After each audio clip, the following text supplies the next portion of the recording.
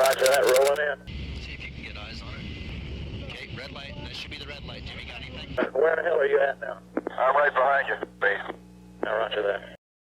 So we've had an awesome question sent in by Harrison, who's someone you know, someone you've been friends with. Yeah, one of the guys who did the course back in 2018. From checking in, absolute stud. We had some, mutual interest in sporting backgrounds and stuff like that. But the big standout with this guy and quite a few guys that came on the course that really excelled was this guy craved the feedback that he needed, not the feedback that he wanted. Everyone wants smoke blowing up themselves and, the tyres pumping up and, saying they're doing a great job. He didn't want that. He wanted the feedback that would make him better, and just an absolute stud. The question is so relevant to what we're all going through right now, so I'm going to read it all and really try to do it justice. Excellent. Paulie, the podcast is absolutely top-notch. Exactly what I wanted, expected, and needed. I can't even explain how nice it is to just tap into the mindset again. Got me thinking about how we form habits, then what habits I've got, what ones I want, and then which ones I don't. I know there's no short answer to this, but what would you say is absolutely key to either breaking destructive habits or forming good ones to a point where they are a legit habit and just default? In my own opinion, this isolation has somewhat kicked me back a gear, spending so much time planning, hypothesizing, that I'm struggling to focus on the actual doing. Maybe some of this has to do with the lack of being able to just get out and get amongst it. Just as likely what it is I'm telling myself to excuse the lack of opinions this situation has presented. It's almost one of those things where I've let environment dictate action too much. I find it so easy to be motivated when I'm in and around the grind, which has been the case since I joined the course up until now. But now that I'm not surrounded by guys getting after it, I've definitely slipped back into the comfort of doing F all, which long term isn't comfortable because I see even in the moment its impact long term. Yeah, that's a very, very well put question and probing. There's a word that you used in there that I believe is kind of the key to a lot of things. That's environment. And I dealt with this for a very, very long time in my skydiving career. And I carried this through to CrossFit. And I have a firm belief that your environment controls your state control your decisions, and your decisions control your results or your output. So if you want to change your output, if you want to change your results, you must come to terms with the environment that you're in and realize that your ability to shape that environment is stronger than you actually know. And I'm going to give a real-time example with that, the skydiving. When I take guys out on the first skydive or second skydive, they were paralyzed. A lot of people were paralyzed by fear. This 45-second event felt like 15 seconds to them. There was so much sensory overload. Within a really short space of time, they'd never want to leave freefall. This same event, these same people that would just give them the option, do you want to come down in the plane and go cower in your room? Yeah, check, I'll take it. And within a really short space of time, this is the greatest thing, life-changing, like literally life-changing. I don't know, life-changing, literally life-changing for people. And they'd never want to leave that environment. Well, the actual event was the exact same thing. It was their perception of it. The event, they were falling to the ground. If you were stood on the ground and you watched them leave the plane and land the parachute, you would have no idea, was that jump number 1 or was that jump number 1000? You'd have no idea. The event is the exact same event. But what they'd done is they'd come to terms with the environment. They realised how that environment could work for them and how they could leverage that environment to make them stronger, better, more productive. And this is the thing that I think a lot of people struggle with when they're in this situation where their environment has become very enclosed, and it might be just, their family or their immediate group. But you get to choose, you get to dictate that. You really do get to dictate that. I mean, there's the old cliche, and it's a cliche for a reason. You're the average of the 5 people you spend the most time with. That's great. And I would not like to be, locked down or in quarantine with 5 people that were, kind of degenerates. But, luckily that's not been the case. But you get to decide that. You get to decide what it is that you're going to do. And this is now, for me, the perfect time to do it. We've been productive over this period where we've been in quarantine, and we're just kind of coming out of that now. We've been super productive in terms of what we've done, our plans for CrossFit 0435, plans for Altitude Leader, the work that we've done on the podcast. So what do you want to fill your time with? And ultimately it comes down to that whole thing. If you must make a decision and execute on that decision, you must make a decision. And there's so many excuses to not. there's so many reasons to not. And, you know, with literally the world at your fingertips now, you think it would be easy to get out and get stuff done. But there's so many distractions of Facebook and Instagram and all this kind of fake stuff like that. But it boils down to two things. You can have results or you can have excuses, but you cannot have both. I can so relate to what Harrison's saying about using the time on planning, on hypothesizing. You know, like how you get into that space where you are all about the plans. These are the things I'm going to do over the next 6 weeks. Yeah. You know, these are the things I want to achieve, and you spend so much time planning that you actually you don't take that first step and actually just start the doing. Yeah, because you have a certain amount of bandwidth or a certain amount of capacity for, you know, let's say capital. You have a certain amount of capital to invest in these particular things, and that includes the execution. So if you have a particular project, you know, you've got a certain amount of capital for the conception of the idea. You've got a certain amount of capital to spend on the planning phase and the research and so on and so forth. And you have a certain amount of capital to spend on the execution. And if you burn all that by planning this perfect thing and taking it to this degree, which some things you need to take it to a you know, very, very, you know, very, very particular level. A lot of things you don't. You know, you've got this idea, where are we at? And then you've got to act, you've got to execute. You know, I'm going to paraphrase, and I'm going to get this slightly wrong, but I think it was Patton that originally said, a good plan executed now is better than a perfect plan executed next week.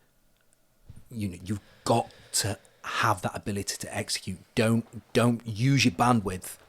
Don't burn all your capital planning this perfect thing that doesn't need to be. It's progress, not perfection. Huge. And that, you know, that progression versus perfection mindset. You know, that perfection mindset is you're always chasing something that you're never going to get to. Whereas that progression mindset, you're already there, you're evolving, it's real time. It's real time. And it's constantly self-affirming and self-fulfilling as opposed to damaging. You know, that perfection model, you're always measuring something that you're not going to get to. You're always trying to measure up. So it's a really, really negative mindset. So yeah, the progression kind of thing with that is huge. It's huge. But understanding like what's my allocation of what do I want to execute on? And you know what? Am I wasting my time hypothesizing and planning things that don't really matter? Am I trying to plan this perfect way of life? Is this something where I'm thinking, oh, you know, I could do this and could do that? Well, there's a lot of things you could do, but does it matter? Is it something that's worth investing that time in? You know, that's a really, really big one. The other thing that really resonates with me about this question is being with like-minded people and just getting after it together. You know, like I'm a quite a high extrovert, so you know, there's nothing about being locked down at home is gonna give me any sort of energy. Like I'm gonna come alive when I'm around people, especially in a situation where I'm with, you know, like-minded people who are getting after it in the same way. So I think part of this question is also like, how do you become that guy who doesn't need that? Like, how do you become that David Goggins, you know, that guy who doesn't necessarily need to be around those type of people to just get after it because it's just so deeply ingrained in your psyche? You become that guy. Yeah, how? But you become that guy in terms of you take that decision to say, right, this is just who I am now. This is just what I do.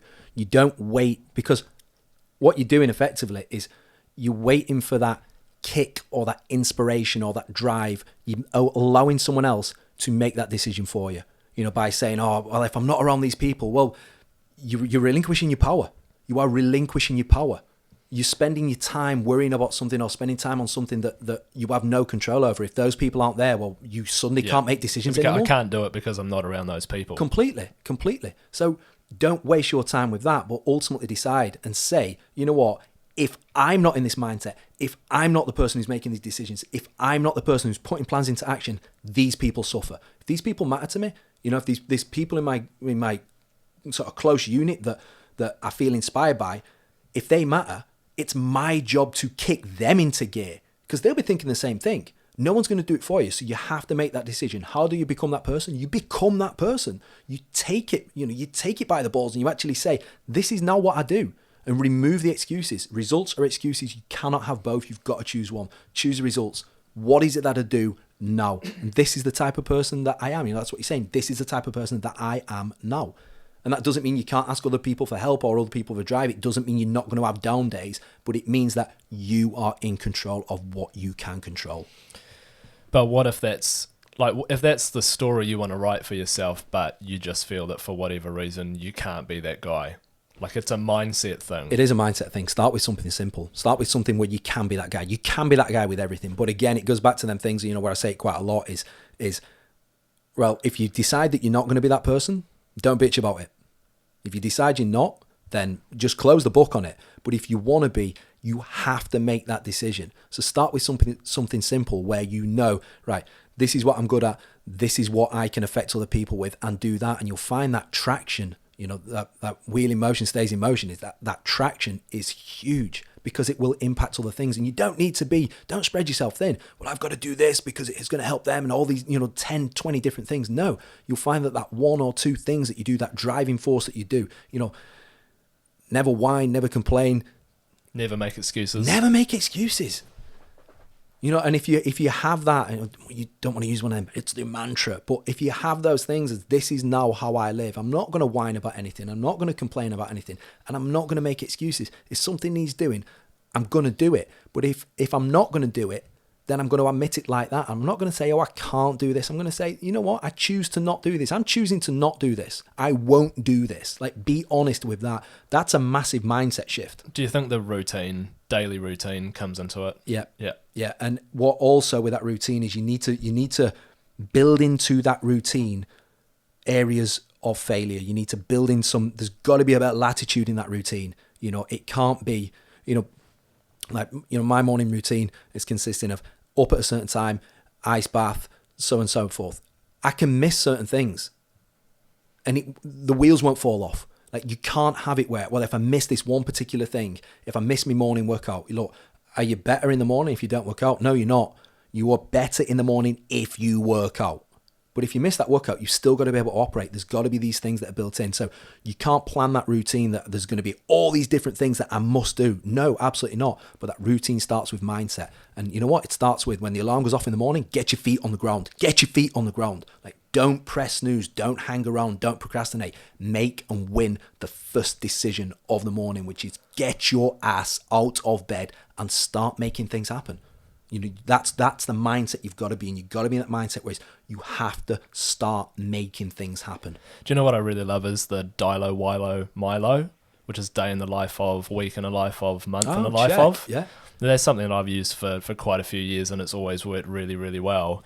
But just coming back to the routine, like day in the life of, if I'm looking back at a full year and going, I missed something, like I missed working out on this specific day of this specific week, doesn't mean you just stop and write the whole year off, right?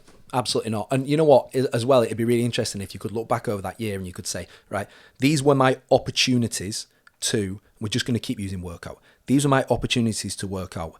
These, and let's say it was, 200. And I chose to take 120 of those opportunities. It'd be great to hear why you didn't take the other 80. And it will be great to hear how many of them were, there was a sickness situation with my family that I had to go to the hospital, or there was all the pipes burst in the house and was it a real priority situation that happened, or was it I chose not to? There was a thing on the TV. There was a whatever it was like that. Someone opened a bottle of wine. I heard the Doritos rustling in the... How many of those? And to be really brutally honest with yourself, you know what I did? Instead of going working out, I got an extra 10 minutes. I got an extra 10 minutes sleep. Because what you want from that extra 10 minutes sleep, you will not get. When that alarm goes off and you think, I just want some extra time. Well, what you actually want is another 3, 4, 5 hours. You can easily have 2 or 3 minutes. It's not worth it. But that 2 or 3 minutes will ruin your morning, which will in turn have that effect on the rest of your day. You've got to be that person that makes those decisions and executes on them decisions and executes violently on them decisions. Like one of the things that we have in CrossFit all the time is hip extension. This action of hip extension. And I say to, there's a couple of people this is really going to resonate with, but I say the only thing better than hip extension is violent hip extension. because that's going to move more. It's more leverage. The biggest action your body can do is go from closed hips to open hips. Well, better than that is go from closed hips to open hips violently and aggressively with force, because you will move more load. And you want to move more load. So if you want to move that load in the day, you've got to create that point of leverage. You've got to create that leverage for yourself. And your environment's everything. You've got to decide, is this environment happening for me or is it happening to me?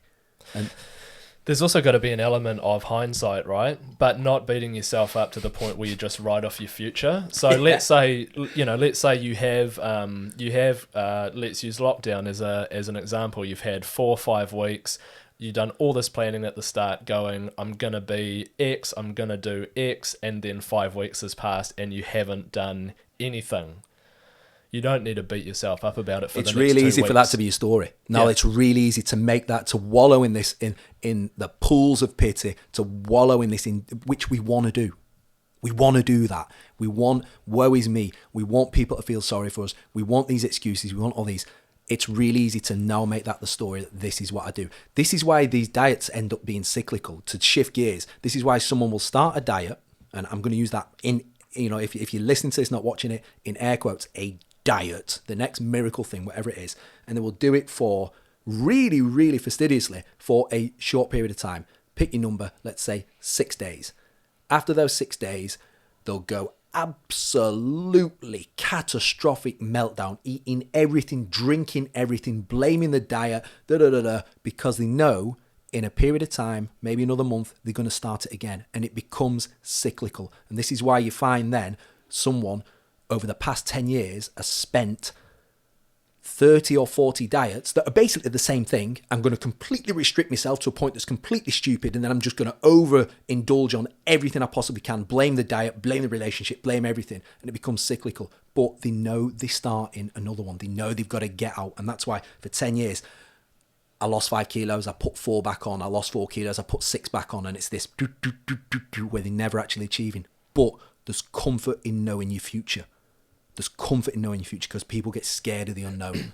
So what do you do then? What do you do when you're looking back? You're going, I'm not where I was. I haven't achieved what I planned for that period of time, and not wallow, and just how do you find that steady as she goes mindset where you're just like, right, it wasn't meant to be. There's a learning opportunity there. I could have done better, but I'm not going to let it dictate how the next 2 months goes. Find the learning opportunity. Look at it like a business. We've said so many times on this podcast, look at things objectively, not emotionally. Look at it like you're advising someone else. Look at yourself like a business plan. You're running a business, and for this particular quota, your business lost $2,000.